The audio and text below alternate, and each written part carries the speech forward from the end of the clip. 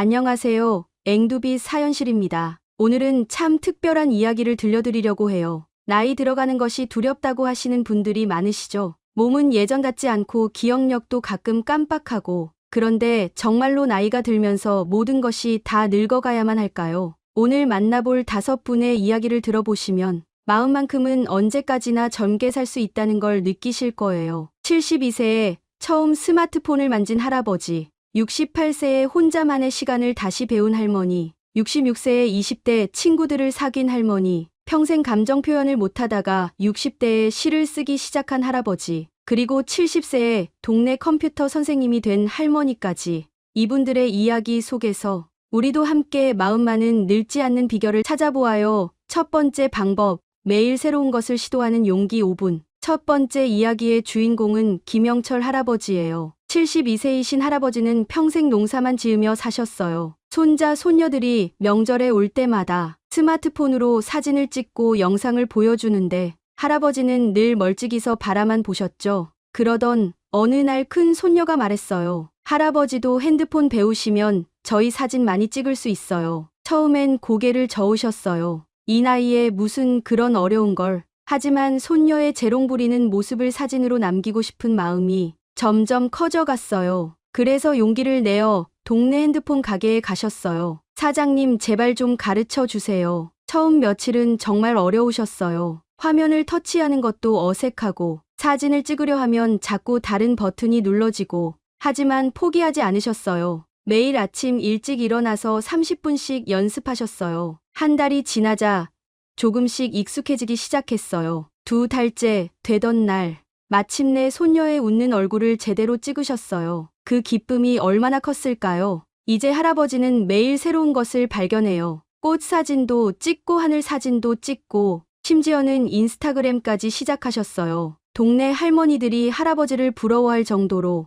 멋진 사진들을 올리시거든요. 작년엔 동네 문화센터에서 사진 전시회까지 하셨어요. 72세에 시작한 새로운 도전이 이렇게 멋진 결실을 맺은 거예요. 할아버지는 말씀하세요. 나이는 핑계일 뿐이라고. 새로운 걸 배우는 재미를 알고 나니 매일이 설레고 즐겁다고요. 두 번째 이야기는 박은주 할머니의 이야기예요. 68세이신 할머니는 작년에 45년을 함께한 남편을 떠나보내셨어요. 평생 남편과 함께 살아오신 할머니에게 혼자라는 것은 너무도 큰 두려움이었어요. 매일 아침 눈을 뜨면 텅 빈 집이 너무 조용해서 견딜 수가 없으셨어요. 자식들이 함께 살자고 했지만 할머니는 고개를 저으셨어요. 이제라도 혼자 사는 법을 배워야겠다고 생각하셨거든요. 처음엔 정말 힘드셨어요. 밥도 혼자 먹기 싫고 텔레비전도 재미없고. 그런데 어느 날 동네 도서관을 지나가다가 시필사 모임이라는 포스터를 보셨어요. 젊었을 때 시를 좋아하셨던 기억이 났어요. 결혼하고 바쁘게 살면서 까맣게 잊고 있었는데요. 용기를 내어 도서관에 가보셨어요. 조용한 공간에서 좋은 시를 천천히 따라 쓰는 시간. 처음엔 눈물이 많이 났어요. 윤동주의 별해는 밤을 쓰면서 남편과 함께 보았던 별들이 생각나고, 김소월의 진달래꽃을 쓰면서 남편과 함께 걸었던 산길이 떠오르고, 하지만 시간이 지날수록 마음이 평온해졌어요. 슬픔도 아름다운 추억이 될 수 있다는 걸 알게 되었어요. 이제 할머니는 매일 아침 도서관에 가세요. 좋아하는 시를 골라서 정성스럽게 따라 쓰고, 때로는 자신만의 작은 시도 써보세요.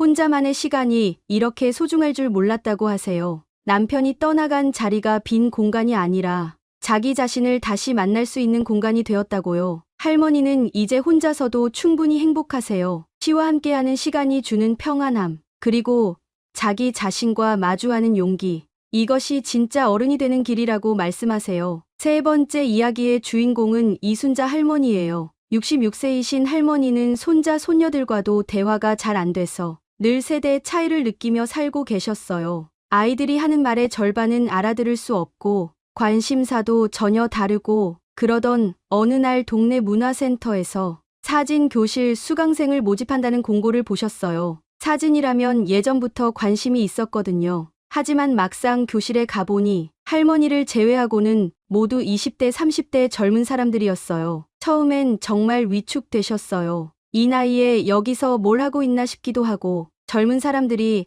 자신을 이상하게 볼까봐 걱정도 되고, 하지만 선생님이 따뜻하게 맞아주셨어요. 그리고 젊은 수강생들도 할머니를 반갑게 인사했어요. 첫 수업에서 자기소개를 할 때 할머니는 떨리는 목소리로 말씀하셨어요. 나이가 많아서 민폐가 될까봐 걱정된다고. 그런데 옆에 앉은 20대 여학생이 말했어요. 할머니 전혀 민폐 아니에요. 오히려 멋있어요. 이 나이에 새로운 걸 배우려는 용기가 정말 대단해요. 그 말을 듣는 순간 할머니의 눈에 눈물이 글썽했어요. 수업이 진행될수록 할머니는 놀라셨어요. 젊은 사람들이 할머니의 사진을 보고 감성이 정말 좋다고 칭찬하는 거예요. 젊은 사람들은 기술적으로는 뛰어났지만 할머니처럼 깊은 감정을 담아내지는 못했거든요. 할머니가 찍은 동네 골목 사진을 보고 한 학생이 말했어요. 할머니 진짜 감성 짱이에요. 요즘 말로 감성 짱이 뭔지 몰랐던 할머니. 나중에 알고 보니 정말 좋다는 뜻이었어요.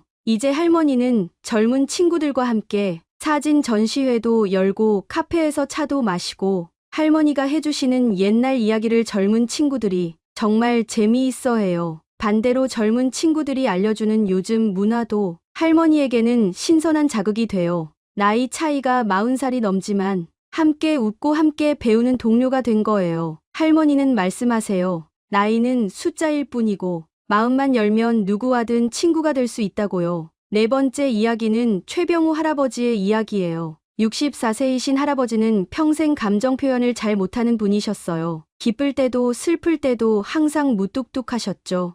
가족들도 할아버지의 진짜 마음을 알기 어려워했어요. 할아버지 자신도 답답하셨어요. 마음속에는 할 말이 많은데 자꾸 목구멍에서 막히는 느낌이었거든요. 그러던 어느 날 부인이 권해주신 게 있었어요. 동네 복지관에서 하는 시 낭독 모임이었어요. 처음엔 단호하게 거절하셨어요. 내가 무슨 시를 읽어. 그런 건 문학하는 사람들이나 하는 거지. 하지만 부인의 계속된 권유에 마지못해 한 번만 가보겠다고 하셨어요. 첫 모임에 가서 할아버지는 깜짝 놀라셨어요. 자신처럼 평범한 동네 사람들이 시를 읽으면서 눈물을 흘리고 있었거든요. 특히 한 할머니가 읽는 모성에 관한 시를 들으며 할아버지도 모르게 눈시울이 붉어졌어요. 돌아가신 어머니 생각이 났거든요. 평생 고생만 하시며 자식들을 키우신 어머니, 제대로 효도도 못하고 먼저 떠나보낸 어머니, 그동안 마음속 깊이 묻어두었던 그리움이 시를 통해 터져 나왔어요. 두 번째 모임에서 할아버지는 용기를 내어 직접 시를 읽어보겠다고 하셨어요. 김소월의 엄마야, 누나야라는 시였어요. 첫 구절을 읽는 순간부터 목소리가 떨렸어요. 엄마야,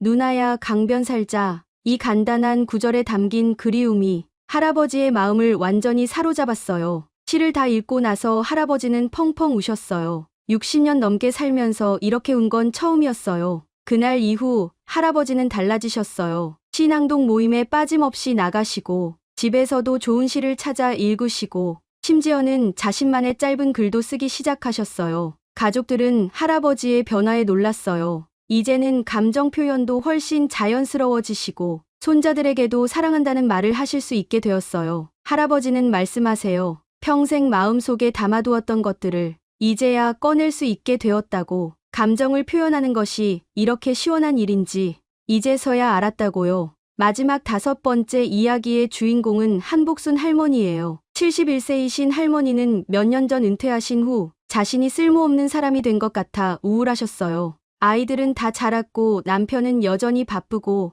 뭘 해도 누군가에게 도움이 되는 것 같지 않았어요. 그러던 어느 날 아파트 엘리베이터에서 옆집 젊은 부부를 만났어요. 그들이 컴퓨터 때문에 고민이 많다는 얘기를 들었어요. 회사에서 컴퓨터를 써야 하는데 기본적인 것도 잘 모르겠다는 거였어요. 할머니는 젊었을 때 사무직에서 일하셨던 경험이 있어서 컴퓨터를 꽤 잘 다루셨어요. 그래서 조심스럽게 도움을 제안하셨어요. 혹시 괜찮으시면 제가 좀 알려드릴까요? 처음에는 그 부부만 도와주시려고 했는데 소문이 나면서 다른 이웃들도 찾아오기 시작했어요. 할머니 컴퓨터 좀 가르쳐 주세요. 할머니 핸드폰 사용법도 알려주세요. 어느새 할머니는 아파트 전체에 디지털 선생님이 되어 계셨어요. 주 2회 관리사무소에서 컴퓨터 교실을 열어주시고 어르신들에게는 스마트폰 사용법을, 젊은 부부들에게는 엑셀이나 파워포인트를, 정말 정성스럽게 가르쳐 주세요. 수강생들이 할머니를 찾는 모습을 보면서 할머니는 깨달으셨어요. 아, 내가 아직도 누군가에게 필요한 사람이구나. 내가 가진 작은 지식이 이렇게 큰 도움이 될 수 있구나. 이제 할머니는 매일이 바빠요. 새로운 프로그램도 미리 공부해 두시고 더 쉽게 가르칠 방법도 연구하시고 가끔은 수강생들이 떡이나 과일을 가져다 주기도 해요. 할머니 덕분에 취직했다고 인사를 드리러 오는 분도 계세요. 할머니는 말씀하세요. 나이가 들수록 누군가에게 필요한 사람이 되는 것. 그것이 진짜 보람이고 행복이라고. 내가 누군가의 삶에 작은 도움이라도 될 수 있다면 그것만으로도 충분히 의미 있는 삶이라고요. 지금까지 5분의 이야기를 함께 들어보았어요. 72세에 스마트폰을 배운 할아버지, 68세에 혼자만의 시간을 배운 할머니, 66세에 젊은 친구들을 사귄 할머니, 64세에 감정 표현을 배운 할아버지, 71세에 누군가에게 필요한 사람이 된 할머니. 이분들의 공통점이 무엇일까요? 바로 새로운 시작을 두려워하지 않았다는 것, 그리고 자신만의 방식으로 마음을 젊게 유지했다는 것이에요. 나이는 정말 숫자에 불과해요. 중요한 것은 마음가짐이고 도전하는 용기예요. 오늘 이야기한 5가지 방법 중에서 어떤 것이든 하나만 시작해 보세요. 매일 새로운 것을 시도하는 작은 용기, 혼자 있는 시간을 즐기는 여유, 젊은 세대와 어울리는 열린 마음, 자신의 감정을 솔직하게 표현하는 용기, 그리고 누군가에게 도움이 되는 기쁨. 이 중 어떤 것이라도 실천하신다면 분명히 여러분의 삶이 달라질 거예요. 마음만은 언제까지나 젊게, 그리고 매일매일 새로운 설렘으로 가득하게. 오늘도 앵두빛 사연실과 함께해 주셔서 감사합니다. 여러분 모두 행복한 하루 보내세요.